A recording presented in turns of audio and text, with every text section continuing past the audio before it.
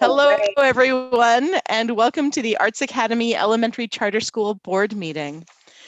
This meeting is being held virtually due to the COVID-19 emergency and is authorized by Act 15 of 2020, which became effective on April 20th of 2020. These rules remain in effect until the governor ends the emergency. The law allows for meetings to be held virtually as long as certain requirements are met, including the meeting may be viewed by the public. We have made this meeting available to the public by a notice in the morning call and by an announcement on the school website posted on October 22nd, 2020. Copies of these notices will be attached to the minutes. The notices advise the public that this meeting may be viewed by joining the Zoom link posted on the school's website and via the school's YouTube channel. We have made provisions for public comment before, during, and after the meeting. If you have already submitted written comments, those comments were distributed to the board members. As far as I know, we have not received notice that anyone wishes to comment during the meeting. I will verify that at the conclusion of the statement. If you wish to submit written comments after the meeting, you may do so by first-class mail addressed to Janine Hankerson, Board Secretary, Right to Know Officer, at 601 Union Street, Allentown, PA 18101, or by email addressed to jhankerson@artsacademyecs.org. All comments must be about the subject on the agenda. All votes will be taken by roll call. We are using the record feature of Zoom to record this meeting. This link to access the recording will be posted to the school's website.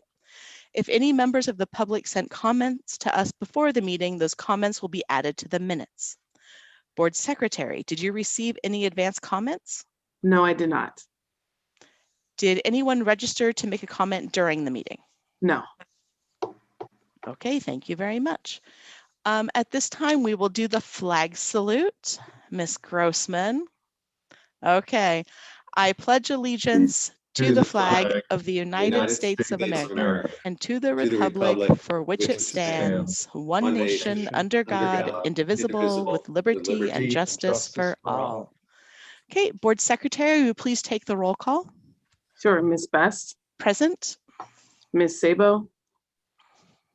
Mr. Gallagher? Present. Ms. Sigley-Grossman? Present. Ms. Hanslick? And Ms. Groff? Present. Thank you. At this time, I'll entertain a motion to approve the agenda. I'll make a motion to approve the agenda. I'll second that motion. Gallagher. Board Secretary, will you please take it by roll? Sure. Ms. Best? Yes. Mr. Gallagher? Yes. Ms. Sigley-Grossman? Yes. And Ms. Groff? Yes. Thank you. Ms. Groff, will you please read the mission statement?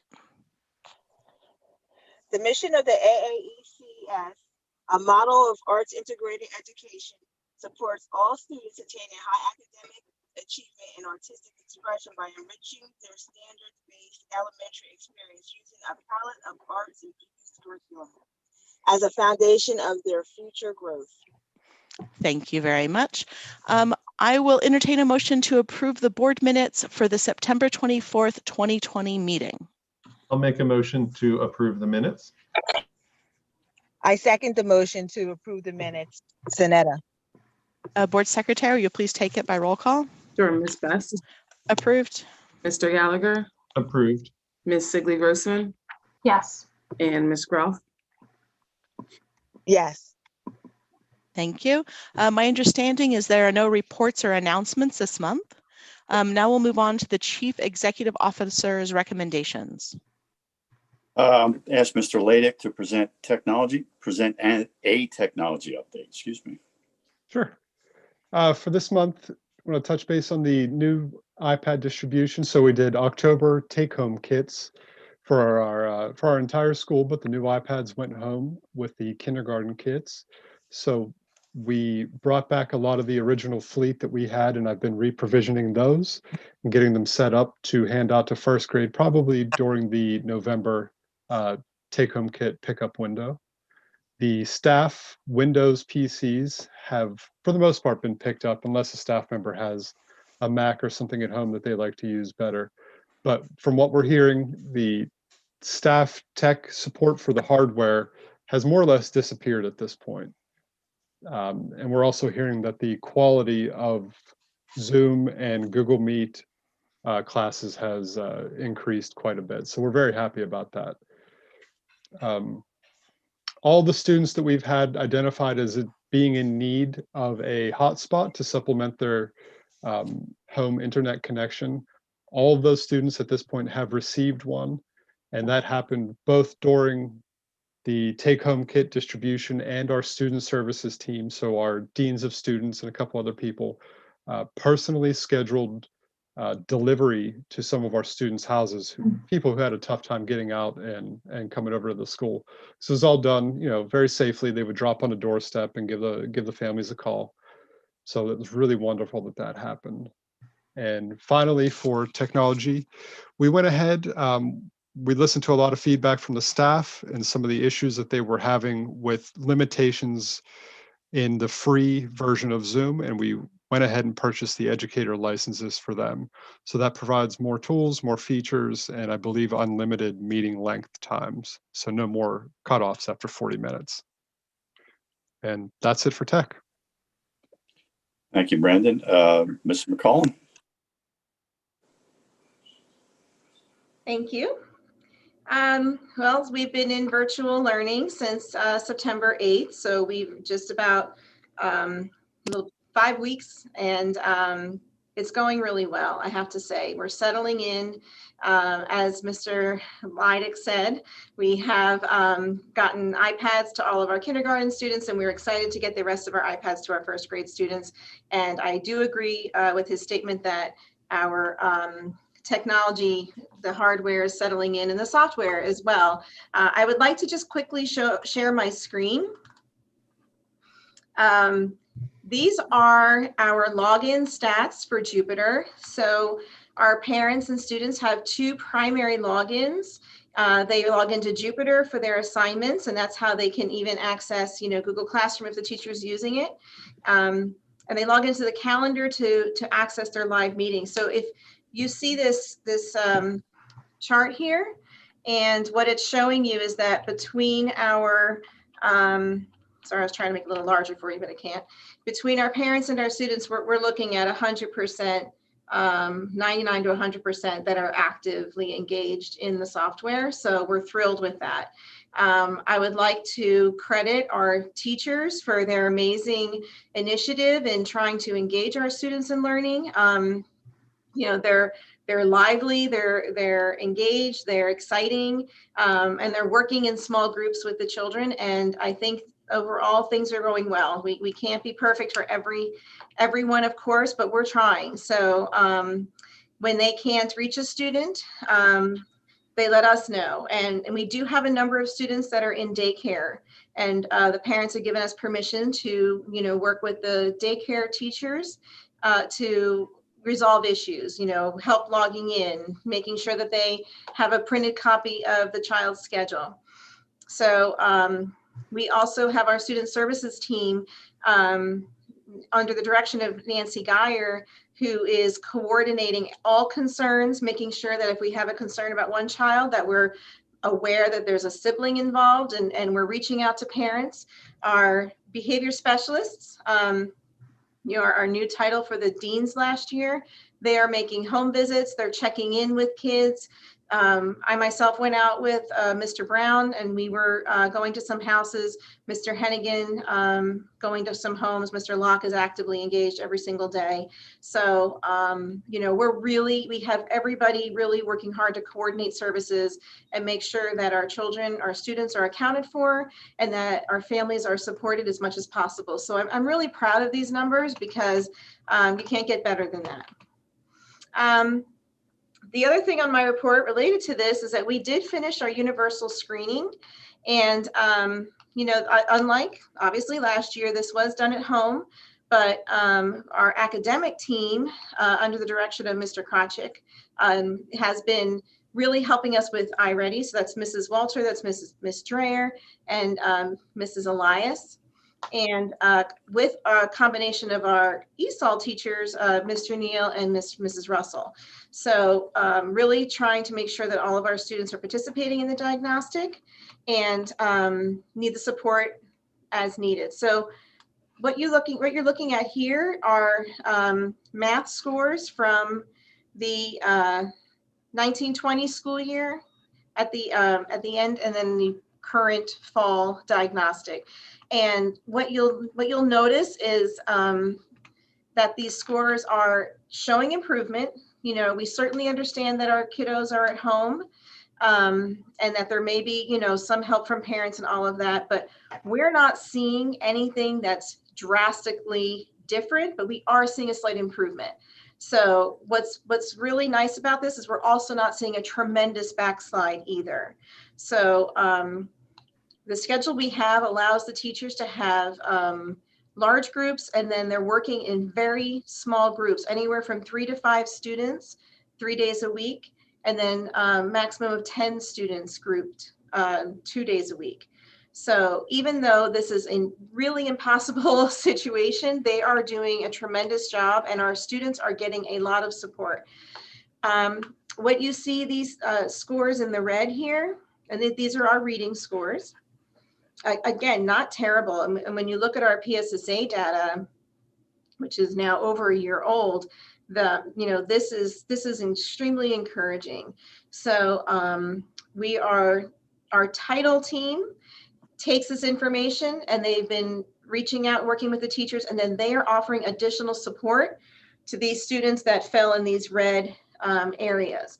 So our students are already in small groups with their teachers, and then they're meeting 2 to 3 days a week to receive English language support, reading support, or math support, depending on how they qualify. So I'm just extremely proud of this. And in spite of all the obstacles that we are facing, this is just incredibly encouraging. And again, I just need to credit, even Ms. Suarez and Mr. Rosario up front, helping our families with their technology questions and so on. So really want to thank everybody. And I wish I could name every single one. And then last thing I just wanted to mention is our parent survey. We are trying to communicate consistently with our parents. So I did put out another survey, said, okay, we've been in this for 4 weeks now. How's it going? We've heard from 96 parents, and overwhelmingly positive, is what we're seeing. I asked them how they would feel about a return to in-person learning, and we're at about a 40-40-20 divide. So 40% would come back, 40% would stay home, 20 aren't sure. So we're continuing to monitor, as we said we would, with the current guidelines, which haven't changed, and our status regarding the COVID rate. So we're going to continue to gather this information and just continue to do the best we can with this virtual learning. But again, I just can't be prouder of what we're accomplishing so far. And I want to comment to the board that our attendance is extraordinary. We should be really proud of our attendance. Our teachers are engaging these children and the families. It's very impressive. Yes, I should have mentioned them. We're trying to post as many videos as we can. We're getting parent permission to do that. And it's just, it's as good as it can be. It's better. Crystal, why don't we move to your Middle States update? So we are moving along really nicely with Middle States. We had our first steering committee meeting.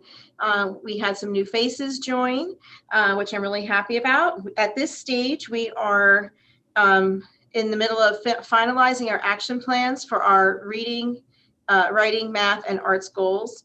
And we have a reading pilot group, a math pilot group, and we met with the arts team, and we're just looking to engage all of them as we're diving into the curriculum process, starting with these action planning documents. We did reach out to Middle States to request a March 15th visit.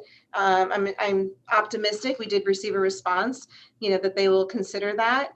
And that's just asking for a little bit of, we were looking for originally a February visit, and we think March just would help us just really make sure that we're doing everything that we can possibly do. So making tremendous progress there. And we've been tying in our Middle States activities with this whole reopening and virtual process. So everybody is eager to work together to put plans in place and make sure that that we're on the same page. So it's in spite of everything being very time consuming, we aren't short of volunteers to commit to this endeavor. So I will let you know when we receive that final word about a March visit, but there's no question we're going to be prepared for it. Okay, let's move to Mr. Laydick for facilities. Sure. Facilities, we're continuing to follow our COVID-19 health and safety plan requirements for all staff and visitors in the building. And the facilities team is just continuing on with some general beautification projects and some great organizational work that's long overdue. So we're really happy about all that stuff. And that's it. Policies and procedures. There are no policies and procedures to discuss this evening. We did have our McKinney-Vento visit. It went well. Our policy was accepted by them, and they had some other things to go over with us, some other information they asked for. We were able to provide that easily. So that's closed out now. And we are making sure that we monitor homeless children, and we make sure that the districts are aware of it and are paying for the children so that we can provide the appropriate educational services for those children. Personnel, Ms. Hankerson. Sure. We have one notification for this month, notification of the hiring of Gina Dispenza as a 5th grade teacher, effective October 19th, 2020. Thank you. And finance, I'll hand over to Mr. Gallagher. The Finance Committee met before the board meeting, and we reviewed the financials as of September 30th. The financials overall are in very good shape. The numbers are very positive. We just asked a few clarifying questions about some businesses, not any issues of concern, just wanting to understand a little more about what some of the businesses were and what they were doing. So the members of the Finance Committee felt that the finances were good, and I would like to make a motion to approve the September financials. I'll second that motion. Okay, can we take it by roll, please, Ms. Hankerson? Sure. Ms. Best, Approved? Mr. Gallagher, Approved. Ms. Sigley Grossman, Approved. and Ms. Groff. Approved. Thank you. And then the one other item we had under finances was I'd like to make a resolution to approve the new salary scale for special education teachers to become effective in the budget for the 20/21 school year.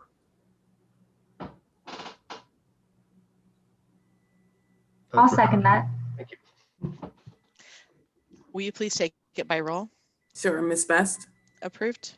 Mr. Gallagher, Approved. Ms. Sigley Grossman, Approved. and Ms. Groff. Approved. Okay, thank you very much. My understanding is we do not have old business or new business, and no one has registered to make public comment.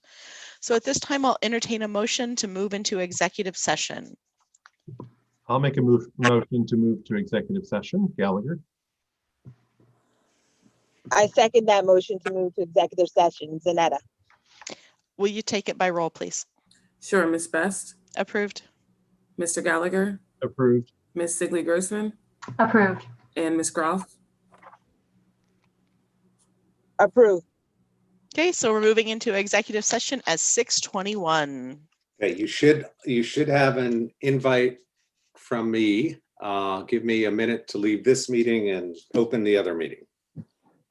All right.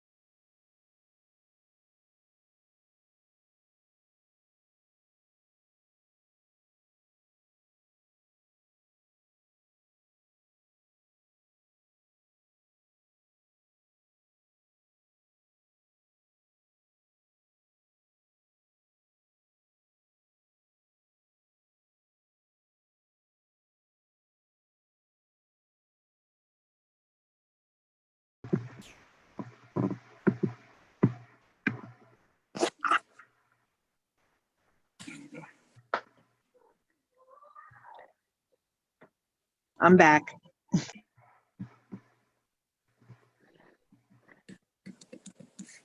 Amy, you're muted. Okay, I think the whole board is here, right? We're not missing anyone? Correct. Okay, so we left executive session at 6:41. So at this time, I'll entertain a motion to adjourn. I'll make a motion to adjourn. Gallagher? I second that motion to adjourn. Janetta. Okay, Board Secretary, will you please take it by roll? Sure, Ms. Best, Yes. Mr. Gallagher, Yes. Ms. Sigley Gerson, Yes. and Ms. Groff. Yes. Okay, everyone, thank you very much, and we'll meet back here in a month. Have a good Everybody evening. Bye, everyone. Bye-bye.